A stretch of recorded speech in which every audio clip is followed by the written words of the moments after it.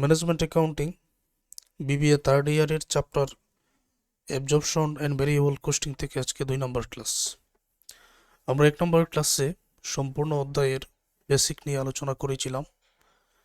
তাছাড়া কী কী ওয়ার্কিং করে নিতে হবে সেগুলো নিয়ে আলোচনা করা হয়েছে। আজকের ক্লাসে আমরা তুলনামূলক সহজ একটা অঙ্কের সমাধান করব। পরবর্তী ক্লাসে আমরা ধাপে ধাপে কঠিন অঙ্কের দিকে যাব, যেটা একেবারে সহজ হয়ে যাবে। আমার ক্লাস থেকে আগে একটা কথা মনে রাখবেন, ক্লাসগুলো না টেনে একেবারে প্রথম থেকে ধারাবাহিক সম্পূর্ণ দেখে নিতে হবে, তাহলে বুঝতে আর কোনো অসুবিধা হবে না। আমি আলোচনা শুরু করছি। Jamuna corporation produce 24,000 unit normal capacity of product during the year. Jamuna corporation 24,000 unit উৎপাদন করেছে। আমি কথাগুলো একটু ধীরে ধীরে বলবো যাতে বুঝতে পারো। 24,000 ইউনিট উৎপাদন করেছে, okay. 20,000 units were sold at the rate টাকা 22 পার ইউনিট। এই 24,000 ইউনিট উৎপাদন করে 20,000 ইউনিট 22 টাকা করে বিক্রি করেছে। এই মুহূর্তে যদি তোমাদের প্রশ্ন করি, তাহলে এন্ডিং ইনভেন্টরি সমাপনী মজুদ কি পরিমাণ আছে? উৎপাদন করা হয়েছিল 24,000, বিক্রি করা হয়েছে 20,000, তাহলে এই জায়গায় বাকি আছে 4,000 ইউনিট। এটা আমরা বুঝতে পারলাম। Cost of production was as follows, যেখানে ডিরেক্ট মেটেরিয়াল টাকার পরিমাণ 60,000। এখানে আলাদাভাবে বলে নাই যে direct material per unit cost 60,000 টাকা। Direct labour 60,000। ফ্যাক্টরি ওভারহেডের মধ্যে ভেরিয়েবল কোস্ট 1,20,000 টাকা, ফিক্সড কোস্ট 96,000 টাকা। Marketing and administrative expense for the year টাকা 70,000, ওলার ফিক্সড। এই বছরের মার্কেটিং এবং অ্যাডমিনিস্ট্রেটিভ এক্সপেন্স 70,000 টাকা, যেটা সম্পূর্ণ fixed. Requirement income statement under absorption costing and variable costing, তারপর রিকনসিলিয়েশন স্টেটমেন্ট। অ্যাবজর্পশন কস্টিং এবং ভেরিয়েবল কস্টিং অঙ্কের সমাধান হবে। রিকনসিলিয়েশন স্টেটমেন্ট তৈরি করার জন্য বলা হয়েছে।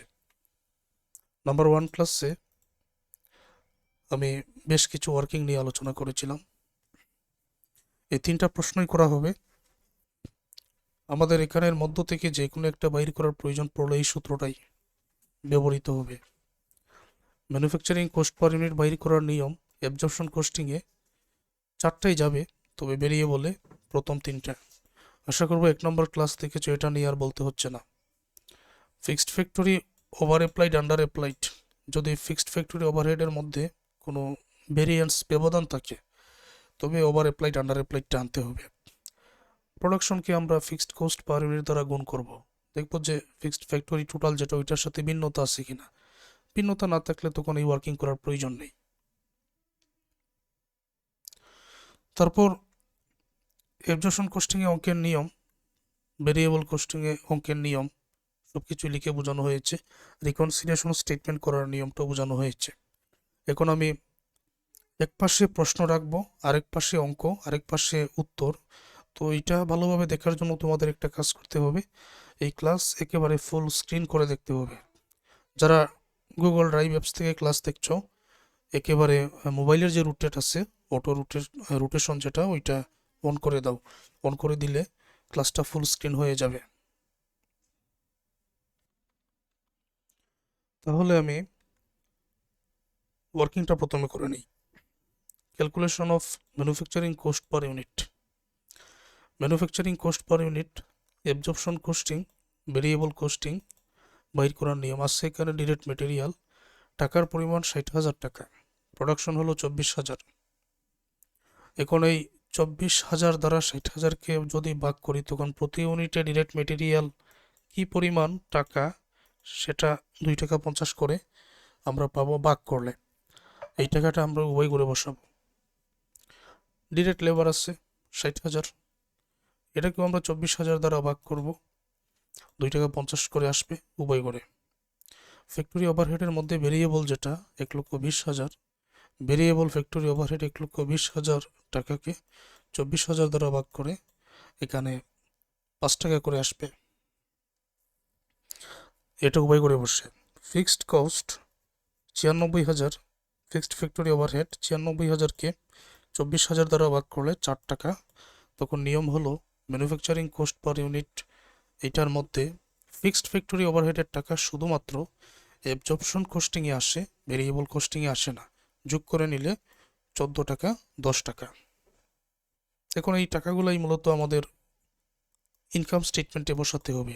যখনই অ্যাবজর্পশন কস্টিংয়ের অঙ্কের সমাধান করব তখন 14 টাকা দ্বারা, যখনই ভেরিয়েবল কস্টিংয়ে অঙ্কের সমাধান করব তখন 10 টাকা দ্বারা। আজকের এই ক্লাস বুঝতে পারলে পরবর্তী ক্লাসগুলো তোমাদের জন্য সহজ হবে।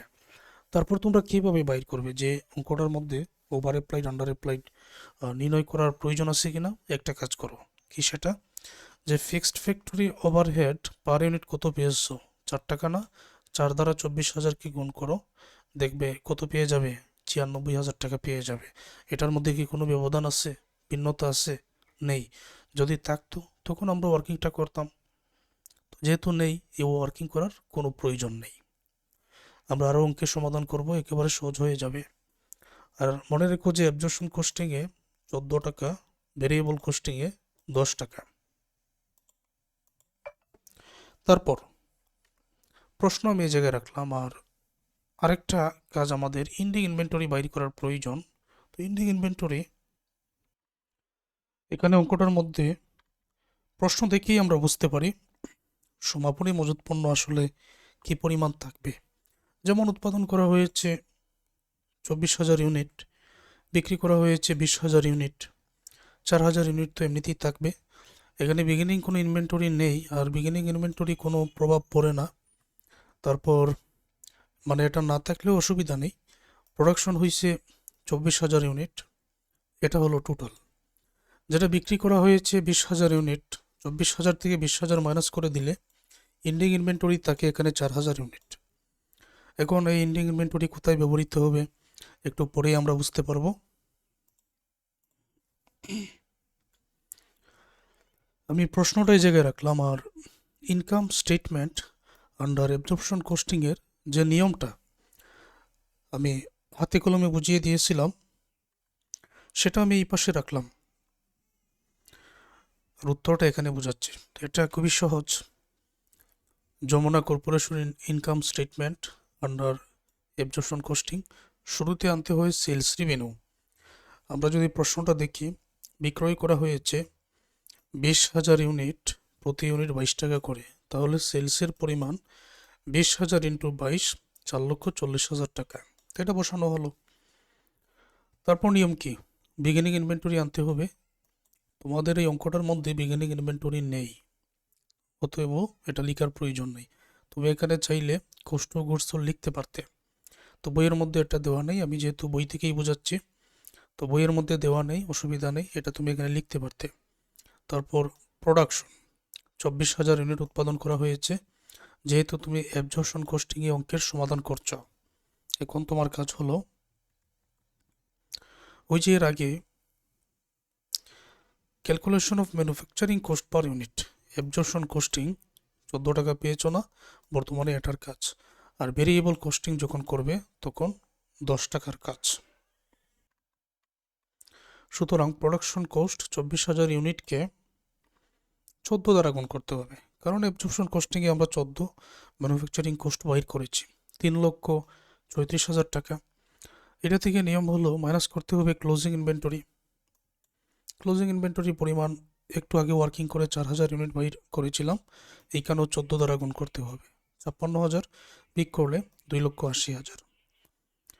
Favourable unfavourable over applied under applied কোনো কিছু বাইর করার যেহেতু প্রয়োজন নেই, তো এটার প্লাস মাইনাস করতে হচ্ছে না। ফাইনালি যে টাকাটা চলে আসবে এটা গ্রস মার্জিন। মার্জিনের আরেকটা নাম হলো প্রফিট। গ্রস মার্জিন অথবা গ্রস প্রফিট, এখানে তুমি যে কোনোটা বলতে পারো। তারপর নিয়ম হলো এখানে অপারেটিং এক্সপেন্স সমূহ নিয়ে আসতে হবে। অপারেটিং এক্সপেন্স, তো এখানে ভেরিয়েবল ফিক্সড প্রত্যেকটাই এখানে নিয়ে আসতে হবে। তো অপারেটিং এক্সপেন্সের মধ্যে এখানে বলা হয়েছে marketing and administrative expense for the year 70,000 all are fixed. তো একটা মার্কেটিং অ্যান্ড অ্যাডমিনিস্ট্রেটিভ এক্সপেন্স আমরা পেয়েছি, ওইটাই এখানে নিয়ে আসতে হবে। 70,000 এটা মাইনাস করতে হবে। 1,60,000 থেকে 70,000 মাইনাস করলে নেট ইনকাম 90,000। এখন এই টেবিলটার উপর ভিত্তি করেই আমরা কিন্তু এই অঙ্কটার সমাধান করেছি। আমরা আরও অঙ্কের সমাধান করব, একেবারে সহজ হয়ে যাবে। এখন পুনরায় প্রশ্নটা আমি এখানে রাখলাম, আর ভেরিয়েবল কস্টিং এই জায়গায়, ভেরিয়েবল কস্টিংয়ে অঙ্ক করার নিয়মটা আর এখানে সমাধানটা বোঝাচ্ছে। শুরুতে সেলস রেভিনিউ নিয়ে আসো, সেলস 20,000 ইউনিট, এই যে 22 টাকা করে 4,40,000।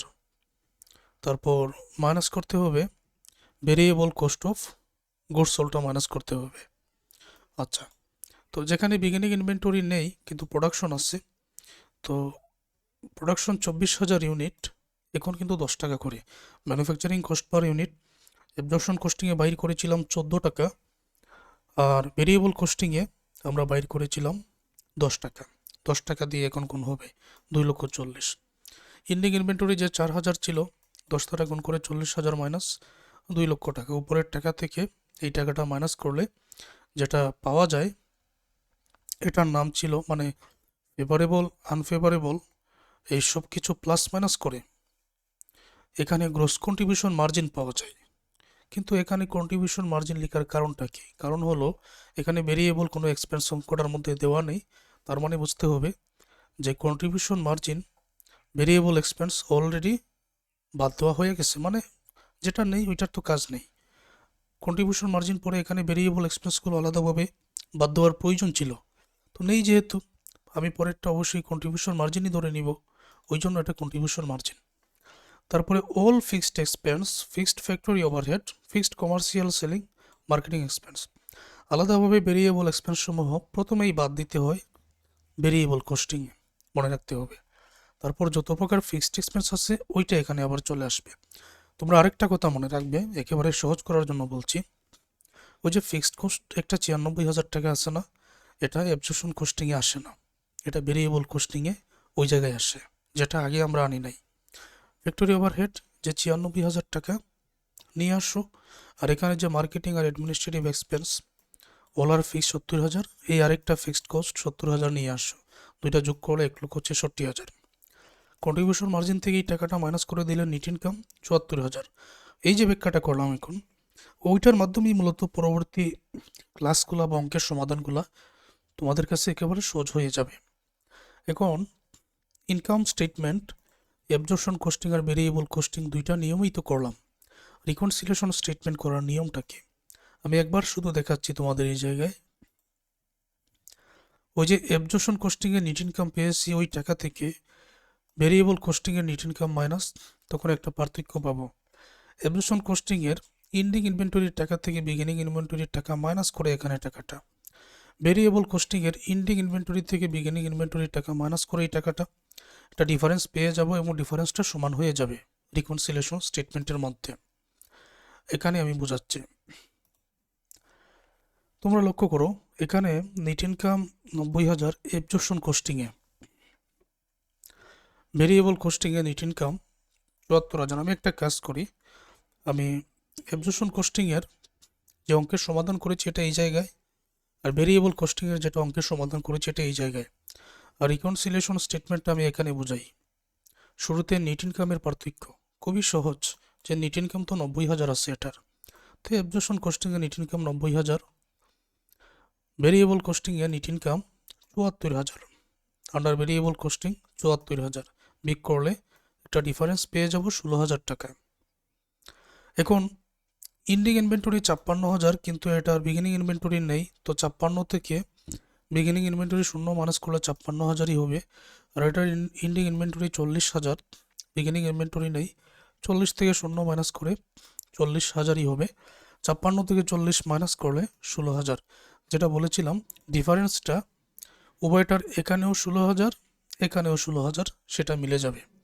এই হচ্ছে অঙ্কের সমাধান। এইভাবেই তোমাদের অঙ্কের সমাধান করতে হবে।